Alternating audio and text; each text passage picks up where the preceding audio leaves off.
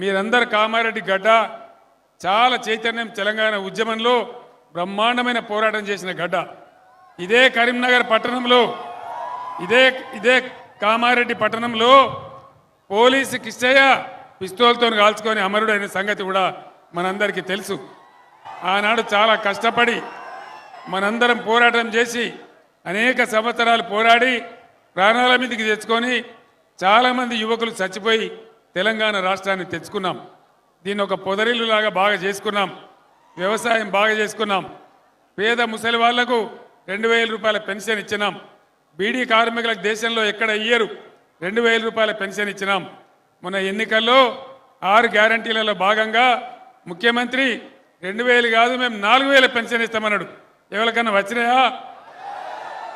అది రాకపోతే పోయింది. జనవరి నెల పెన్షన్ ఆ 2000 పెన్షన్ కూడా ఇవ్వకుండా పెన్షన్దారులందరినీ మోసం చేసినారు. ఈ విధంగా అన్ని రకాల వాళ్ళు ఇచ్చిన వాగ్దానాలు భంగం చేయడమే కాకుండా బీఆర్ఎస్ ప్రభుత్వం ఉన్నప్పుడు చేసిన సంక్షేమ పథకాల రద్దు, రైతు పథకాల రద్దు, విద్యార్థి పథకాల రద్దు, రాష్ట్రాన్ని అన్ని రంగాలలో నిర్లక్ష్యం చేస్తూ ఉన్నారు. ఆడపిల్లలకు చదువుకునే వాళ్లకు స్కూటర్లు కొనిస్తామన్నారు. స్కూటీలు వచ్చినా ఎక్కడైనా స్కూటీలు రాలేదు కానీ లూటీలు మాత్రం మొదలైనవి. కరెక్టేనా? ఈ విధంగా ఏ ఒక్క స్కీమ్ అమలు చేయలేదు. పాత ప్రభుత్వం అమలు చేస్తున్న పథకాలు అమలు చేస్తలేరు.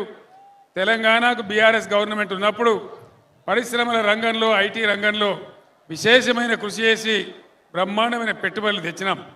ఇలా కరెంటు కోతల వల్ల పెట్టుబడులన్నీ వాపసు పోయే పరిస్థితి వస్తూ ఉంది. ఒక 1000 కోట్ల చేసే పరిశ్రమ ఆల్రెడీ మద్రాసు తరలిపోయింది. ఇదే రకంగా జరిగితే చాలా కష్టమవుతుంది. అందుకోసం మన నదుల నీళ్లు కాపాడుకోవాలన్నా, ఈ కాంగ్రెస్ పార్టీ మెడలు వంచి మీకు ఇచ్చిన గ్యారంటీలు అమలు చేయాలన్నా, తెలంగాణ ఆత్మగౌరవాన్ని, తెలంగాణ అస్తిత్వాన్ని రక్షించాలన్నా ఒక బీఆర్ఎస్ పార్టీ మాత్రమే కాపాడగలుగుతుంది. ఇవాళ మీ అందరికీ నేను ఒక మాట చెప్తా ఉన్నా. ఇప్పుడు రాబోయేది కేంద్రంలో ఒక మాట చెప్తున్నారు. బీజేపీ వాళ్ళు గ్యాస్ చెప్తా ఉన్నారు. ఏం చెప్తున్నారు? అబ్ కీ బార్ 400 పార్. నేను కూడా ఏమో అనుకున్నా 400 పార్ అవుతుంది. ఏం పార్ అవుతుంది? పెట్రోల్ ధర, డీజిల్ ధర గ్యారంటీ 400 పార్ అవుతుంది. పెరిగానా? మరి మళ్ళా నరేంద్ర మోడీ గెలిస్తే పెట్రోల్ డీజిల్ ధర గ్యారంటీగా 400 పార్ అవుతుంది. అందులో అనుమానమే అవసరం లేదు. కాబట్టి యువత, విద్యార్థులు, ఈ పట్టణ మేధావులు, ఈ ప్రాంత మేధావులతోని నేను ప్రత్యేకించి ప్రార్థిస్తా ఉన్నా. రాష్ట్రం మనది, దేశం మనది. ఒక పిచ్చిలో కొట్టుకపోవడం కాదు. దయచేసి ఆలోచించి మీ ఓటును వినియోగించండి. ఇవాళ కేంద్రంలో రాబోయేది సంకీర్ణ ప్రభుత్వమే. ఖచ్చితంగా సంకీర్ణ ప్రభుత్వమే రాబోతా ఉంది. బీజేపీకి 200 సీట్లు కూడా దాటలేవు. ఇక్కడ ఈ నియోజకవర్గంలో బీజేపీ 3వ స్థానంలో ఉంది, జైరాబాద్ పార్లమెంట్ నియోజకవర్గంలో. కాబట్టి దయచేసి నేను మీ అందరినీ కోరేది, ఒక 12-13 పార్లమెంట్ మెంబర్లు మనం గెలిస్తే కాంగ్రెస్ మెడలు వంచగలుగుతాం, హామీలన్నీ అమలు చేయించగలుగుతాం. అదేవిధంగా మన నదులను కాపాడగలుగుతాం, తెలంగాణ హక్కులు కాపాడగలుగుతాం.